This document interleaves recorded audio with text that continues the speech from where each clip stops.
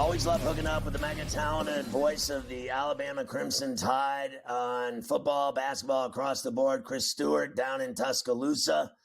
Good to see you, Chris. I want to start with this. I thought that, let's be real here. I thought they started February pretty solid. I thought the Tide were doing their thing. No problem. Blow out Georgia. You get by the Hogs at Bud Walton in Fayetteville. Tough game, but you find a way. I like that. You blow out Texas at Moody in Austin. I mean, you just smothered them. And then you lose at home to Auburn. I watched the game last Saturday. I don't think that's anything to hang your head over. They're a really good team. Obviously, you wanted them in Tuscaloosa, but you didn't get it done. And then you go to Columbia, which people are finding out how brutal that place is to play in against that team. And it was a tough couple of games for the Tide.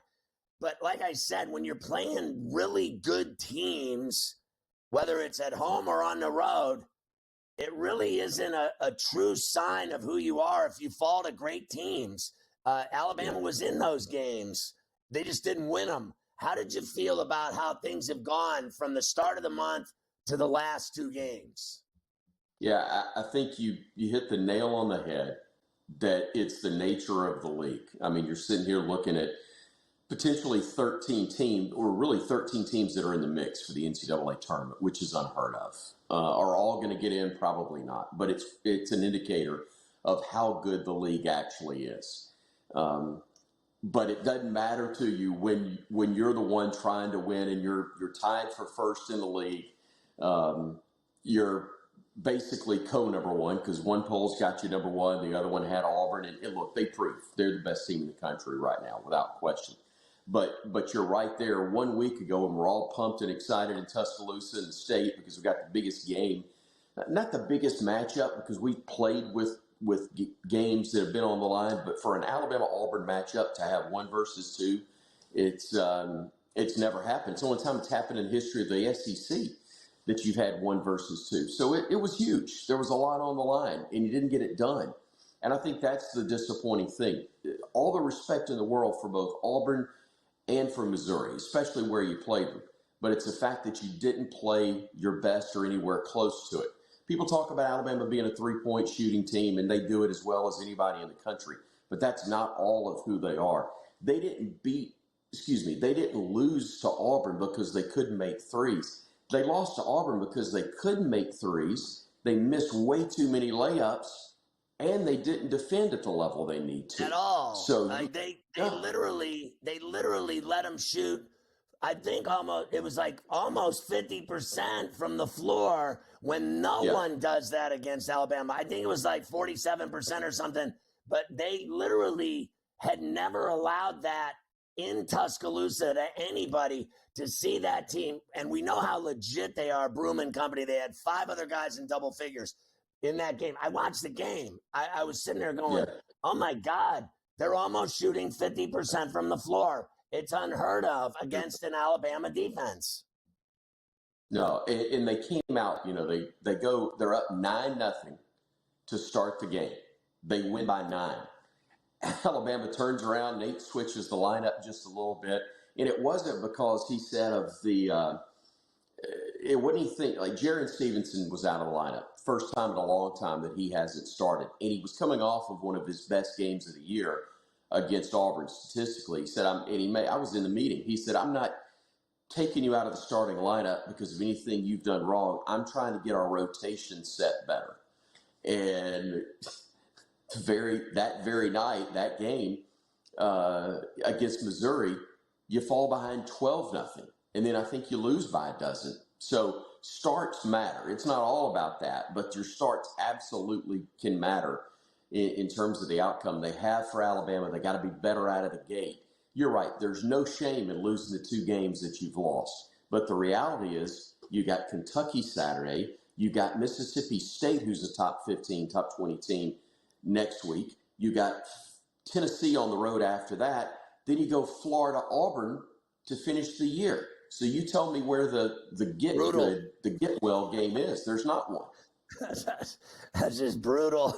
I mean, I'm sitting here laughing because it's so brutal, that schedule. I can't even Yeah. breathe right. Just hearing that schedule makes me like skip breaths.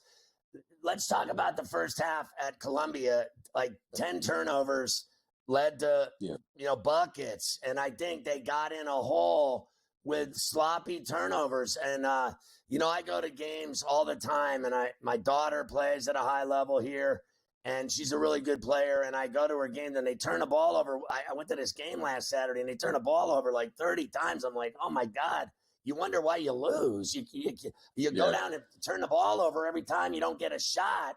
It's the kiss of death. I thought the turnovers against Missouri killed you.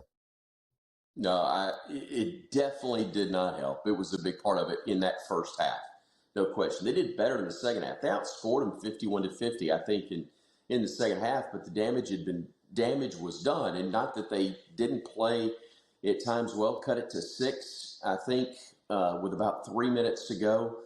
But just too many mistakes, and that's been a key throughout the course of the year. When you make 15 or 17 threes, whatever it was, against Texas, you could afford to turn it over 17 times like they did. But even against Auburn, where you do a great job of hanging on to the ball, only turned it over 7 times, you may as well have turned it over more because you missed so many layups in that ball game. And Auburn was even better. They only turned it over 4 times the entire game. So there's obviously work to be done from a consistency standpoint. And Nate and I talked about it after the Texas game. It's not a shock that they didn't shoot it well from 3 because It's called an average for a reason. And when you shoot above that in one game, I mean, obviously the stats are, and Nate's a former math teacher in high school. He loves numbers. That's what so much of what they do is built on. I mean, even he knows you're liable to come off of that and not shoot it as well the next ball game. But like we talked about, turnovers against Missouri, but missing shots right at the rim, some of which Auburn deserves credit for, because not only did they block 6 shots, I believe, in that game, they make you think they're going to block everything. So you're a little leery, but there's 5 that Bama, it's as if they were in the gym by themselves and just missed them right at the bucket. That's how open they were, and that adds up. So I was 9 of 11 from the floor Wednesday night. Tell Nate if he needs another big. I'm 6'4", 240, and I go down low and I get it done. I put it in the 10. I got a nice little touch inside.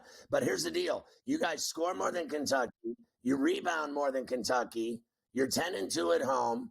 If you shoot like you're capable, score like you're capable, and rebound like you're capable, and play like you're capable at home tomorrow in Tuscaloosa, you beat this team. Am I right? Yeah, you're absolutely right, because you've already played them at Kentucky and beaten them. And they did all the things that you talked about. They didn't probably defend as well as they would like, but they need to. It's been kind of weird. They've actually Alabama's played better on the road than they have at home. They've lost the 2 conference games, but they've had some other close ones where they just didn't play as well. But hopefully that's going to flip, and they'll flip the switch the right way tomorrow. Yeah, and then how about that? You're right. The Mississippi State game is Tuesday night. Have fun with all that stress. Always good to see you guys. Have a great game tomorrow against the Wildcats. Thanks.